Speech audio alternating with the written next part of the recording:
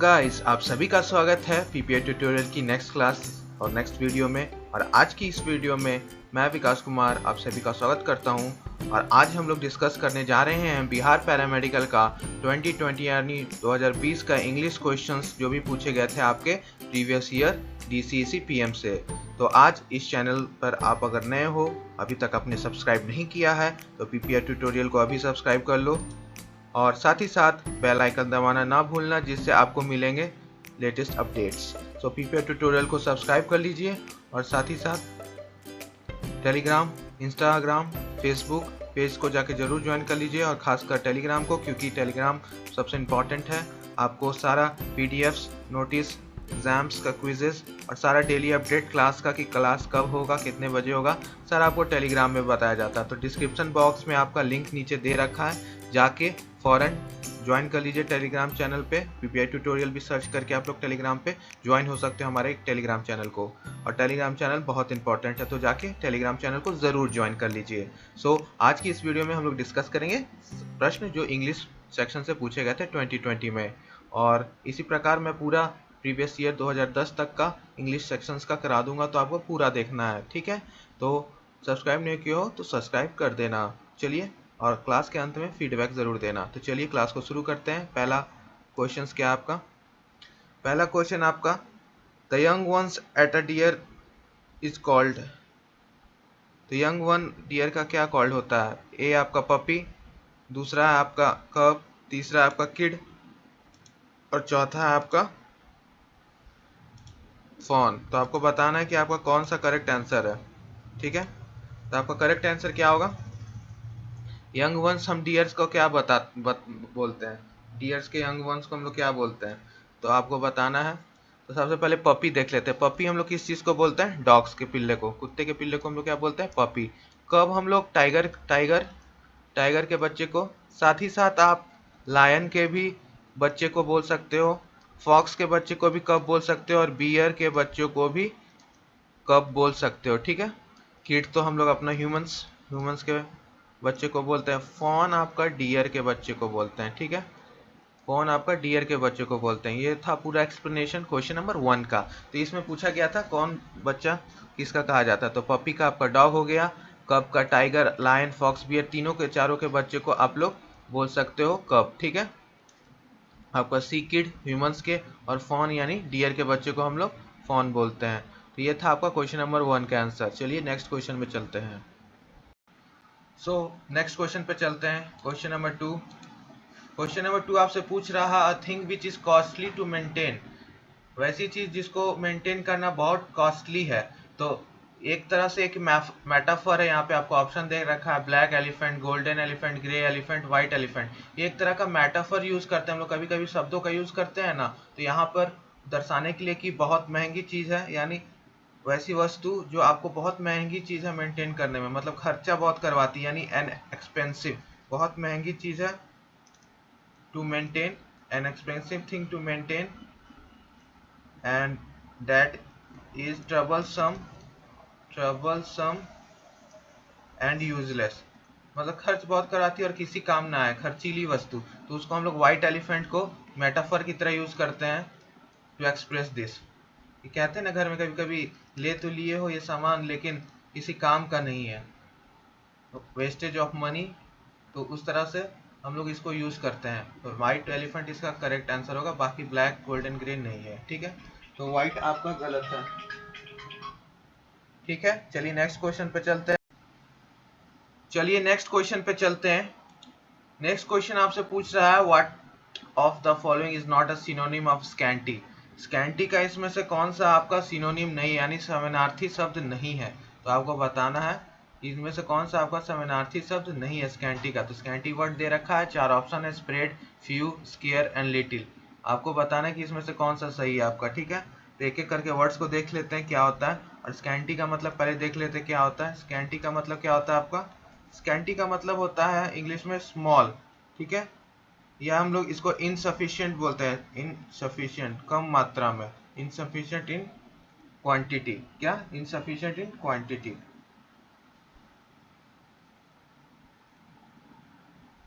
Quantity. इसको हम लोग क्या बोलते हैं? स्कैंटी, ठीक है। और अमाउंट, दोनों चीज हो सकता है, कम अमाउंट में या क्वांटिटी में। अब स्प्रेड का मतलब क्या होता है? स्प्रेड का मतलब होता है फैलाव, फैलाव, ठीक है, या हम लोग इसको विस्तार भी बोलते हैं, विस्तार, या इसको वृद्धि भी बोलते हैं, वृद्धि। फ्यू का मतलब क्या होता है? कुछ, कुछ या थोड़ा। स्केयर का मतलब क्या होता है? स्केर्सिटी यानी कमी। इसका नाउन वर्ड में क्या बनेगा ये? स्केर्सिटी। हम लोग सुने ना, स्केर्सिटी ऑफ फूड हो गया, खाने की कमी हो गई, तो ये नाउन है और इसका क्या बनेगा? कमी, ठीक है। या हम लोग इसको अभाव भी बोल सकते हैं, अभाव। बचा अब लिटिल, लिटिल का मतलब तो थोड़ा ही होता है, थोड़ा। तो आपको इसमें से कमी, इनसफिशिएंट क्वांटिटी किसमें किसमें दिख रहा है? तो कुछ, थोड़ा, कमी, थोड़ा, ये सारा आपका कहाँ पे है? इनसफिशिएंट, स्मॉल, ये सब आपका सिनोनिम्स है, समानार्थी शब्द है। क्या है सिनोनिम्स का मतलब? क्या होता है सिनोनिम्स का मतलब? क्या होता है आपका?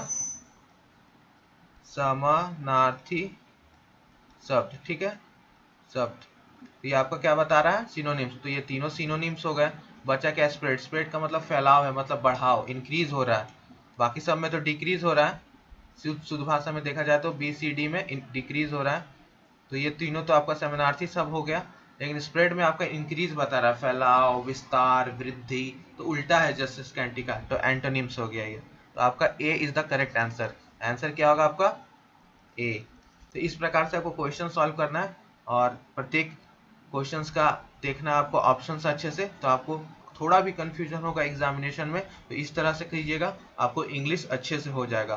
तो वर्ड्स पावर थोड़ा मजबूत कीजिए और वर्ड्स पे ज़्यादा ध्यान दीजिए। इस टाइप के क्वेश्चंस आते हैं और 2020 का ये प्रश्न है, ठीक है।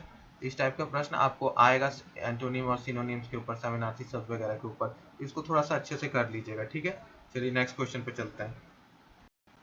आइए क्वेश्चन नंबर 4 पे चलते हैं।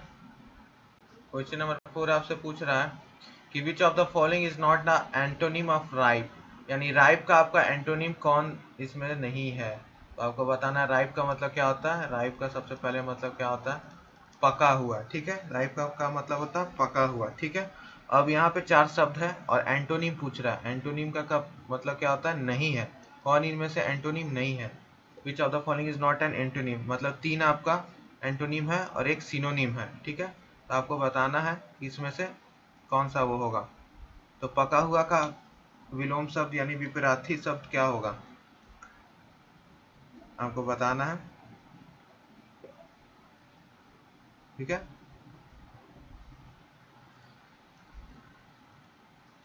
बताना है आपको क्या होगा। तो पहले रॉ, रॉ का मतलब क्या होता है? फ्रेश, फ्रेश एंड न्यू, ठीक है। रेट्रोग्रेड का मतलब क्या होता है आपका? डी जनरेटेड, डीजनरेटेड या पितित, हिंदी में क्या बोलते हैं? पितित, डीजनरेटेड। या इसको हम लोग क्या बोलते हैं? Moving in backward, moving in backward, मतलब वापस पुराना कंडीशंस में आ जाना, ठीक है। और इसको हम लोग क्या बोल सकते हैं? अर्ली, अर्लियर स्टेज में आ जाना, अर्लियर या इंफीरियर स्टेज में आ जाना, इंफीरियर स्टेज में आ जाना, तो इसको हम लोग बोलते हैं रेट्रोग्रेड, ठीक है।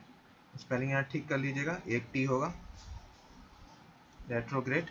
इमेच्योर, इमेच्योर का मतलब घर में भी हम लोग बोलते हैं तुम बहुत इमेच्योर बातें करते हो, यानी तुम बहुत अपरिपक्व बातें करते हो। अ हिंदी में क्या बोलेंगे? अपरिपक्व बातें करते हो, ठीक है, यानी नॉट फुली डेवलप्ड। घर में कभी कभी हम लोग डांट भी सुनते हैं, तुम बचकाना बात करते हो, अभी तुम्हारा दिमाग बड़ा नहीं हुआ है, बच्चे के जैसा मत करो, इमेच्योर बातें मत करो, ठीक है। और ये हमेशा होते रहता है, ठीक है। और ये अनडेवलप्ड, अनडेवलप्ड का भी मतलब यही होता है अविकसित, अविकसित, अविकसित, यानी not having developed, not having developed. So इनमें से मात्र जो बी ऑप्शन है आपका रेट्रोगेट, उसमें आपको बता रहा है कि एंटोनिम्स है, बाकी सब आपका सिनोनिम्स है। राइप का, राइप का मतलब फ्रेश होता है ना, फ्रेश पका हुआ, जैसे बोलते हैं राइप मैंगो, पका हुआ आम, उसी तरह फ्रेश, फ्रेश। रॉ हो गया। इमेच्योर का मतलब भी नॉट फुल्ली, ठीक है। अनडेवलप्ड का मतलब भी अविकसित, और रेट्रोग्रेड का मतलब भी वही। तो आपका रेट्रोग्रेड इसमें सही आंसर होगा। जो कि which of the following is not an antonym of ripe, तो जो राइप का एंटोनिम नहीं होगा। राइप का तो एंटोनिम क्या होगा, रॉ। राइप का मतलब पका हुआ। एक बार फिर से समझा रहा हूँ, राइप का मतलब पका हुआ, फुल हो चुका है, मतलब फुल है। लेकिन रॉ का मतलब क्या होता है, अभी ताज़ा ताज़ा, क्या बोलते हैं, अभी ताज़ा ताज़ा, अभी पका नहीं है। इमेच्योर का भी मतलब ये होता है अभी पका नहीं है, अभी तुम फुल्ली डेवलप नहीं हुआ। और अनडेवलप्ड का भी मतलब भी ये होता है तुम में विकास नहीं हुआ, अभी फुल्ली डेवलप नहीं हुआ। ये तो आपका सब हो गया आपका उसका अपोजिट। जब रेट्रोग्रेड का बात में आते हैं तो राइप का जस्ट वो उल्टा, यहाँ पे देख लेते हैं, डीजनरेट, पीटर, मूविंग, ये सब आपका इंफीरियर कंडीशंस में जाना, ये सब आपका यहाँ दर्शाता है और ये सिनोनिम हो जाता है। ठीक है, तो आपका B is the correct answer, retrograde. ठीक है, चलिए नेक्स्ट क्वेश्चन में चलते हैं। यहाँ पे ए, सी और डी आपका एंटोनिम्स थे, एंटोनिम्स थे यानी विपरार्थी शब्द, लेकिन आपका रेट्रोग्रेड समानार्थी शब्द हुआ। तो इसमें बस यही पूछा था, नॉट जो नहीं है आपके एंटोनिम ऑफ राइप, जो उसका विपरीत शब्द नहीं है, तो राइप नहीं है, राइप का रेट्रोग्रेड नहीं है। ठीक है, तो नेक्स्ट क्वेश्चन पे चलते हैं, क्वेश्चन नंबर 5। सो आइए अब हम लोग नेक्स्ट क्वेश्चन पे चलते हैं, क्वेश्चन नंबर 5। क्वेश्चन नंबर 5 में आपसे पूछा जा रहा है, in a great many books great is, आपको बताना है कि इस सेंटेंस में आपका ग्रेट मैनी बुक्स में आपका ग्रेट क्या होगा। तो आपका ऑप्शन है A noun, B adjective, C adverb और डी प्रोनाउंस। तो आपको बताना है ग्रेट क्या होगा। तो ये आप वर्ड्स देख रहे हो कि बुक्स यहाँ पे नाउन की तरह यूज किया गया और उसके आगे लगा हुआ है एक ग्रेट मैनी। तो यहाँ पे बुक्स एक नाउन, नाउन की तरह यूज किया जा रहा है और ग्रेट मैनी एक एडजेक्टिव यानी विशेषण की तरह। तो ये विशेषता बतला रहा है आपका नाउन का। तो यहाँ पर आपका बी करेक्ट ऑप्शन होगा, क्योंकि अ ग्रेट मैनी आप बुक्स का बारे में इसको बता रहे हैं कि बहुत सारा ग्रेट मैनी बुक्स। सो आपको यहाँ पे नाउन का एडजेक्टिव यहाँ पे यानी विशेषता बतला रहा है। तो आपका क्या हुआ, करेक्ट आंसर हो गया आपका बी यानी एडजेक्टिव। चलिए नेक्स्ट क्वेश्चन पे चलते हैं। आइए नेक्स्ट क्वेश्चन पे चलते हैं, यानी क्वेश्चन नंबर 6। क्वेश्चन नंबर 6 आपसे पूछ रहा है, which of the following is punctuation is called an ellipse. तो इलिप्स क्या होता है, सबसे पहले ए देख लेते हैं, इसको क्या बोलते हैं, डबल डॉट को, तो हम लोग इसको क्या बोलते हैं, कॉलन। ठीक है, इसको क्या बोलते हैं, सेमी कॉलन। ये पंक्चुएशंस के ऊपर है। ट्रिपल डॉट वाले को हम लोग क्या बोलते हैं, एलिप्स। और डबल इन्वर्टेड कॉमर्स को हम लोग क्या बोलते हैं, कोटेशन, कोटेशन मार्क्स। ठीक है, इन्वर्टेड कॉमर्स। तो ये आपका हो गया डिटेल एक्सप्लेनेशन। यहाँ से आपको करेक्ट आंसर मिल गया कि सी, ट्रिपल डॉट वाले को हम लोग एलिप्स बोलते हैं। ठीक है, अब आपका इसका होमवर्क है, इसको हम लोग कहाँ यूज करते हैं, सबका यूजेस, यूज कहाँ करते हैं, ये आपको होमवर्क है, आपको करना है, ये आपके लिए होमवर्क है।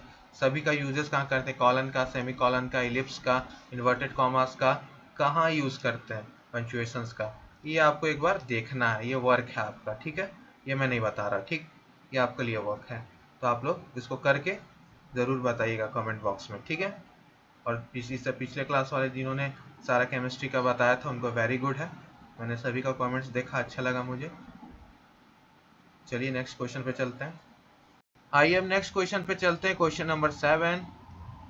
क्वेश्चन नंबर 7 आपसे पूछ रहा है, he not only wrote fill in the blanks. ये फिल इन द ब्लैंक्स के ऊपर है, ये डॉट डॉट का मतलब फिल इन द ब्लैंक्स है। Fill in the blank selected the example, तो ये फिल इन द ब्लैंक्स है, आपको फिल इन द ब्लैंक्स करना है, रिक्त स्थान में सही शब्द का चुनाव करना है। तो आपका ऑप्शन है but only, but also, as well as, not all. तो आपको बताना है कि यहाँ पे क्या है ये। तो he not only wrote the example dash selected the example, तो यहाँ पे आपका नॉट ओनली है। ठीक है, तो हम लोग एक पढ़ रखे हैं को रिलेटिव कंजक्शन, को रिलेटिव कंजक्शन, ये उस चीज का यहाँ पे यूज है। ठीक है, और इसका क्या नाम है, को रिलेटिव कंजक्शन का, नॉट ओनली बट ऑल्सो।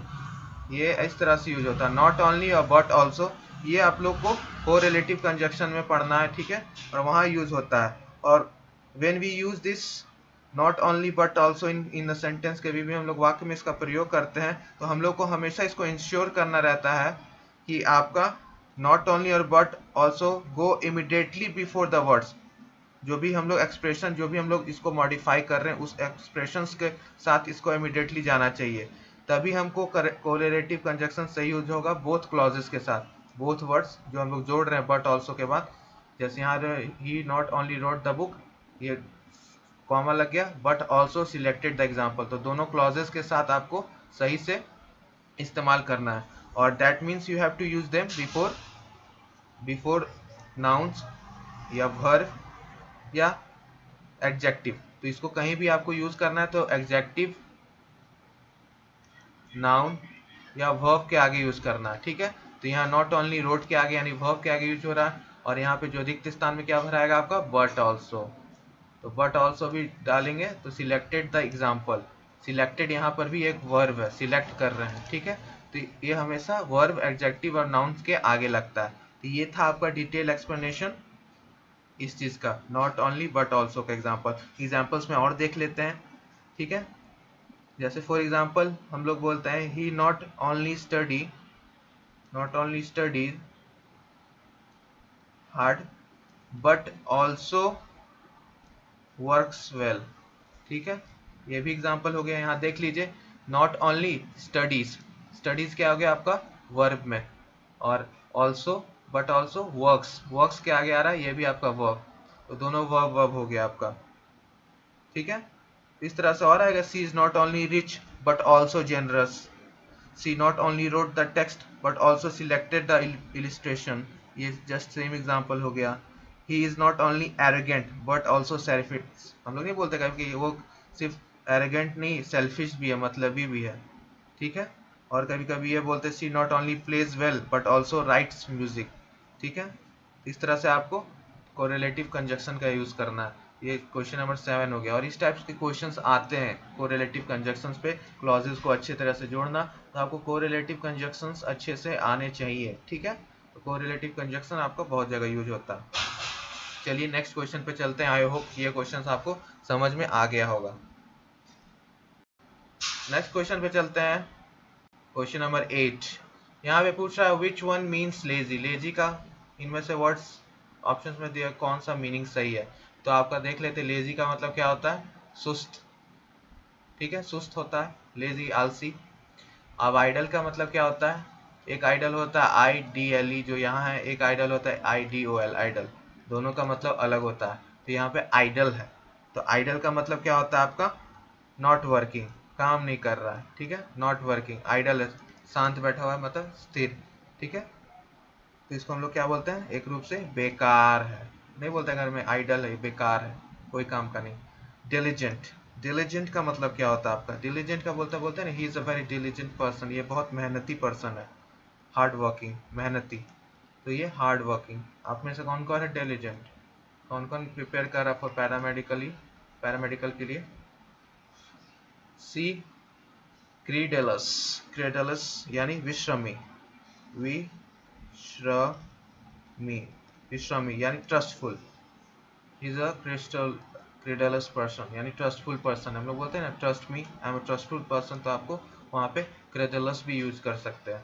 तीसरा है आइडियल, आइडियल मतलब क्या होता है, आदर्श, आदर्श यानी आदर्श व्यक्ति, he is my idol person भी बोल सकते हैं इसको, दूसरा में आइडल भी बन सकता है। अब इस बताना आइडियल क्या है और ये आइडल क्या है, नाउन है, प्रोनाउन है, एडजेक्टिव है, क्या है, ये आपका होमवर्क है।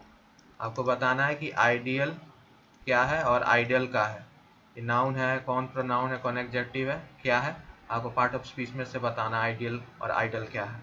तो आदर्श व्यक्ति हम लोग बोलते हैं कि इज माई आइडल पर्सन। तो इस केस में आपका लेजी कौन हो गया, ऑप्शन नंबर ए, ठीक है। तो ए आपका आइडल, नॉट वर्किंग, बेकार, तो लेजी भी वही है, बेकार है, सुस्त है, तो आपका करेक्ट आंसर हो गया ए, ठीक है, आंसर इज ए। और ये होमवर्क दोनों मुझे कमेंट बॉक्स में चाहिए, और जो जो कमेंट बॉक्स करेगा, कमेंट बॉक्स में डालेगा, सबको मैं देख रहा हूँ कौन डालता है कमेंट में सही आंसर की नहीं, ठीक है, सबको वेरी गुड मिलेगा, ठीक है। नेक्स्ट क्वेश्चन पे चलते हैं, question number 9। So ninth question में भी आपका फिल इन द ब्लैंक्स है, आपको यहाँ पे फिल करना है ब्लैंक्स को, ठीक है। तो क्वेश्चन ये, I was taken by surprise, ठीक है, I was taken by surprise, आपको बताना है क्या, व्हेन आई कम, इसमें ऐड हो सकता है face to face with my school friends, या नो एरर, क्या इस सेंटेंस में कोई एरर है, या फिर इन द ब्लैंक्स में क्या भरोगे। तो I was taken by surprise ये एक पूरा सेंटेंस है और सही सेंटेंस है, कैसे, एक साथ में एक और सेंटेंस आता है टेकन अबैक। टेकन अबैक, तो टेकन अबैक और वाज टेकन बाय सरप्राइज या टेकन बाय सरप्राइज में बहुत अंतर होता है। ठीक है, टेकन बाय सरप्राइज जब हम लोग बोलते हैं तो हम लोग इसमें ये दिखाना चाहते हैं कि समथिंग अनएक्सपेक्टेड हैपेंड हुआ and could not apply to many different things. ठीक है, लेकिन जब टेकन अबैक बोलते हैं usually refers to a news, कोई भी न्यूज़ मिलता है या sort of response from someone, किसी से हम लोग बोलता है कि टेकन अबैक, तो उस केस में हम लोगों को ये चीज़ हम लोग अप्लाई करते हैं, यानी न्यूज़ वगैरह समथिंग जो अनएक्सपेक्टेड है, some sort of way bad things, यानी कुछ कुछ घट गया, बैड थिंग घट गया, तो हम बोलते हैं आई वाज टेकन अबैक। तो अबैक वहाँ यूज़ करते हैं, वाज टेकन बाय सरप्राइज हम लोग सरप्राइज की फॉर्म में, unexpected thing in a good way.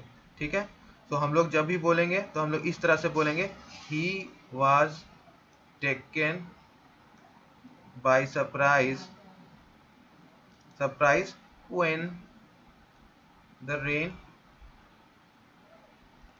started falling। ठीक है, ये हो गया। ना कि हम लोग ये बोलेंगे, ये नहीं बोल सकते हम लोग कि यू कैन नॉट से, हम लोग मतलब ये नहीं बोल सकते हैं he was taken aback when the rain started falling। तो ये हम लोग नहीं यूज कर सकते taken aback sort of responses, कुछ बैड वे हुआ, कुछ शॉकिंग, वहां पे यूज करते हैं हम लोग टेकन अबैक। और simple by surprise, normal surprise में यस, और ये वर्ड एकदम सही है, और इसमें आपका सी यानी नो एरर, कोई भी गलत नहीं है इसमें, तो नो एरर, ये पूरा एक कंप्लीट सेंटेंस है, तो इसमें कोई एरर नहीं होगा। ठीक है, तो ये दोनों में वर्ड्स में अंतर होता है, वाज टेकन बाय सरप्राइज या सिर्फ टेकन बाय सरप्राइज, और एक होता है टेकन अबैक, तो टेकन अबैक और ये दोनों में अंतर होता है। ठीक है, ये दोनों में अंतर होता है। चलिए लास्ट क्वेश्चन देख लेते हैं। पैसेज मैं नहीं करवा रहा हूँ, पैसेज में बाद में कभी करवा दूंगा। आइए आज का लास्ट क्वेश्चन देख लेते हैं। लास्ट क्वेश्चन आपसे पूछ रहा है select the wrong word correct word with the spelling. Select the correct word with the correct spelling. तो आपका 4 वर्ड्स दे रखा है, सिलेबस, ये तो सिलेबस दिख रहा है हमें साफ, तो इसका करेक्ट स्पेलिंग क्या होगा, सिलेबस। सिलेबस का हिंदी क्या होता है, पाठ्यक्रम, पाठ्यक्रम। ठीक है, पाठ्यक्रम। इंक्रोच, इंक्रोच का मतलब क्या होता है, इंक्रोच, इंक्रोच, इंक्रोच का मतलब होता है अतिक्रमण करना।